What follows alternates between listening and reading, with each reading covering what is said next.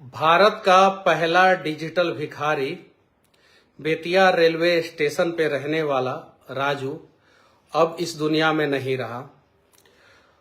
मैं दिल्ली में था, मुझे जानकारी मिला और मैं आया।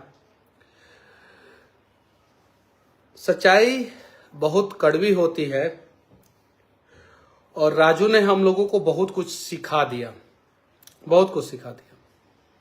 अपने, पराया, गम में भी मुस्कुराना और उस जगह पे भी रास्ता बना लेना जहां पे कोई उम्मीद ना हो। रेलवे स्टेशन पे भीख मांगता था राजू। मनीष कश्यप का जबरदस्त फैन था, लेकिन मेरे से पहले वो लालू प्रसाद यादव का फैन था। फिर मोदी जी के पद चिन्हों पे चलते हुए उसने डिजिटल माध्यम को अपनाया और डिजिटल माध्यम से पेमेंट लेना शुरू किया। और आज जो है वो पूरी दुनिया में छा गया था। सारे लोग जब डिजिटल भिखारी गूगल पे सर्च मारते थे तो राजू का नाम आता था। एक भिखारी जब अपने दृढ़ इच्छा शक्ति से भीख मांगता है तो उसको भी पूरी दुनिया जान सकती है। जरा सोचिए, मेरे चुनाव प्रचार में उसने मेरा साथ दिया। हालांकि उसकी तबीयत जो है बहुत पहले से खराब रहती थी, लेकिन उसको अभी कुछ दिन पहले, जैसा कि मुझे लोगों ने बताया, फूड पॉइजनिंग हो गया था। चूंकि स्टेशन पे रहता था, स्टेशन का खाना, जिंदगी भर स्टेशन का ही खाना उसने खाया। कभी मैंने उससे उम्र पूछा तो 35 बताया, कभी 40, कभी 45, कभी 50। अब उम्र कितना था वो मुझे नहीं पता था। मैं बार बार पूछता था, घर कहाँ है बाबू, घर कहाँ है तुम्हारा, राजू घर कहाँ है, तो वो घर नहीं बताता था। मर जाने के बाद जो है मुझे पता चला कि उसका घर जो है बेतिया में है, बेतिया के बसवरिया में उसका घर है। बहुत अच्छा इंसान था, जो बोलता था उसको जो जाके जो समझा देता था वहीं बोलना शुरू कर देता था। हालांकि गुस्सा भी उसको बहुत जल्दी आता था। अगर किसी ने गुस्सा दिला दिया तो गुस्सा भी आ जाता था, कोई हंसी मजाक कर दिया तो भी गुस्सा आ जाता था। अभी कुछ दिन पहले ही हम लोग दोनों, मैं और राजू दोनों बैठ के साथ में हम लोग खाना खा रहे थे। जब मुझे पता चला, मैं दिल्ली में था, जब मुझे पता चला ये सारी चीजें, तो मैं अपने आप को रोक नहीं पाया।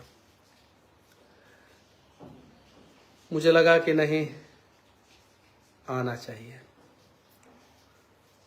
अंतिम बार तो कम से कम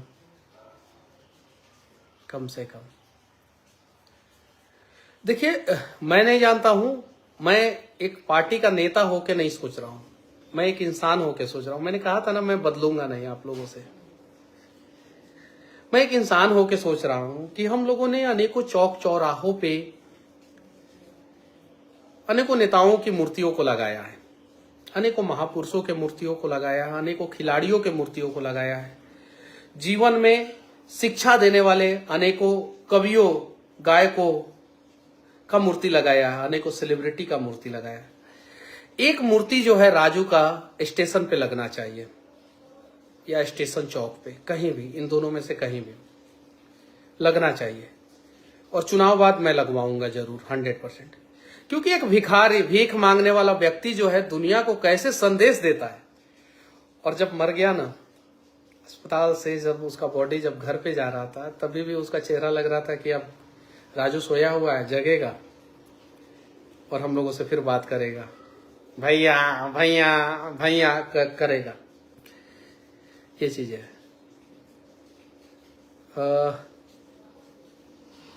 हालांकि मेरे से जितना हो पाया उतना मैंने मदद किया। हम लोग क्या मदद कर पाएंगे। और देखिए, भगवान का भी लीला देखिए, तबीयत उसका खराब रहता था, भगवान ने सोचा कि ये राजू को किसी भी प्रकार का कष्ट नहीं होना चाहिए, इसीलिए जल्दी बुला लिया, जल्दी बुला लिया। अब मातम मनाए या खुशी, या उसके जीवन से कुछ सीखने का प्रयास करें, समझ में नहीं आ रहा है।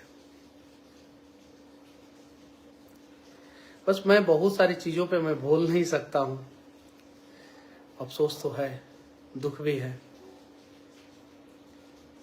अभी कम से कम 40-50 साल उसका उम्र बचा हुआ था, 30 साल तो आप लोग भी मान सकते हैं। कोई अगर लेखक हो ना, तो इस डिजिटल भिखारी राजू के ऊपर किताब लिखे, सारी कहानी मैं बताऊंगा। पूरे दुनिया के युवाओं को इससे सीखने को मिलेगा, पूरे दुनिया के युवाओं को।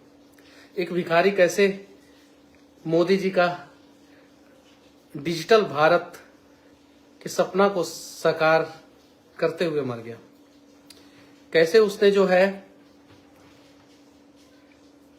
उस चीज को अपना लिया जिस चीज के बारे में कोई भिखारी उस समय तक सोच भी नहीं सकता था। कुछ लोगों ने स्टेशन पे उसका टैबलेट, जो टैब होता है, उसको फोड़ दिया था। स्टेशन पे कुछ शरारती तत्व उसे तंग किया करते थे। इस पे तो फिल्म बनना चाहिए, डिजिटल भिखारी राजू पे। जब अगर इस पे फिल्म भी बन जाए ना, तो शायद इस देश का उस समय तक का सबसे बड़ा हिट फिल्म होगा। जब मुझे पता चला, एक प्रिंस हैं, बेतिया 24 न्यूज चलाते हैं, प्रिंस, उन्होंने मुझे बताया कि भैया एक आदमी है, ऐसे ऐसे डिजिटल पेमेंट लेता है। मुझे उन्होंने बताया। जब उन्होंने बताया तो मुझे लगा कि अरे कमाल का आदमी है, इसके बारे में तो दिखाना चाहिए दुनिया को। मैंने वीडियो बनाया, हालांकि मेरे से भी पहले कुछ लोगों ने वीडियो बनाया था जिसमें प्रिंस थे, प्रिंस ने वीडियो बनाया था। मैंने वीडियो बनाया, फिर मैंने लगातार वीडियो बनाया। फिर मैं बेतिया स्टेशन पे जब भी जाता था तब मैं मिल लेता था एक बार। फिर मैं जेल गया, मेरे घर आया, वो बोला मेरी मम्मी को कि 50,000 रुपया देता नहीं, भैया के जेल से बाहर निकाला। मेरी माँ को बोला कि 50,000 रुपया देता नहीं, भैया का जेल से बाहर निकाला। तो ऐसे ही बोलता था वो, उसका गला थोड़ा सा बजा रहता था।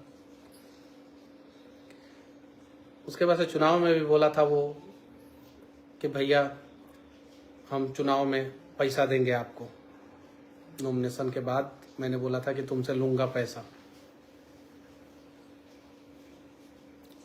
उसके बाद से फिर बस शायद से उसके हाथों की लकीरों में इतने ही दिन का जीवन लिखा था, इसलिए वो हम सभी को छोड़ के चला गया। बेतिया के दोनों, कांग्रेस और बीजेपी, दोनों नेताओं से विनती करना चाहता हूं। मैं अलग हटके बात कर रहा हूं।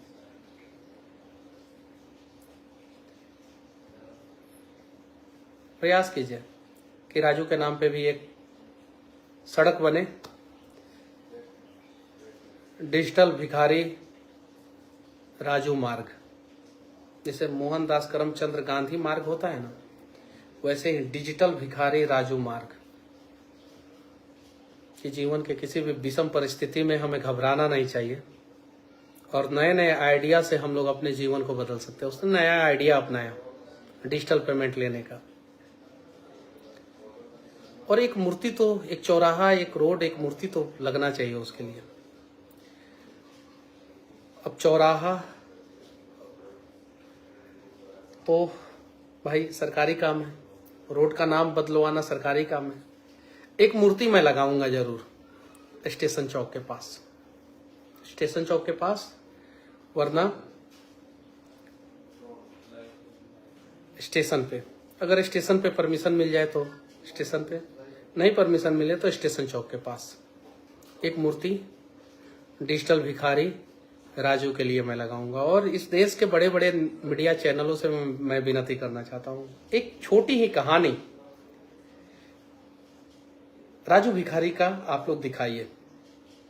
एक भावपूर्ण श्रद्धांजलि जो है वो राजू भिखारी के लिए आप लोग दीजिए।